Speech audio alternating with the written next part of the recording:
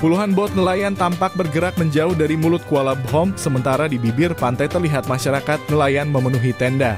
Para nelayan dengan bot mesinnya itu mengarungi samudera sejauh 1 mil dari garis pantai untuk melakukan doa bersama, sebagai bentuk syukur atas rahmat dan rizki yang telah dilimpahkan oleh Sang Pencipta. Di Kuala Bhom, Pantai Pelangi Kota Sigli, sebuah prosesi adat tengah dilangsungkan, yaitu Kanduri Laut Rabu 1 November 2023.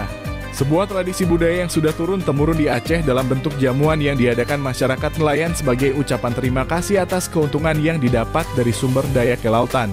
Pejabat Bupati Pidi Wahyudi Adi Siswanto merasa takjub terhadap prosesi adat laut yang ada di Pidi. Ia mengaku mesti banyak belajar lagi dengan Aceh, terutama Kabupaten Pidi. Menurutnya, kegiatan seperti ini perlu disebarkan dan diajarkan ke daerah lain di Nusantara. Dia menilai kenduri laut itu sebagai bentuk kasih sayang antara pencipta dengan manusia, antara laut dengan nelayan, dan kasih sayang manusia dengan manusia.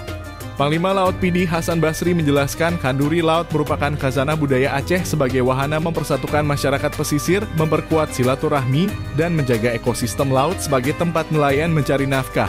Kepada pemerintah Pidi, dia mengusulkan untuk membangun kolam labu di sepanjang Pantai Pelangi. Fasilitas tersebut selain dapat meningkatkan pendapatan nelayan juga akan menambah daya tarik pantai tersebut.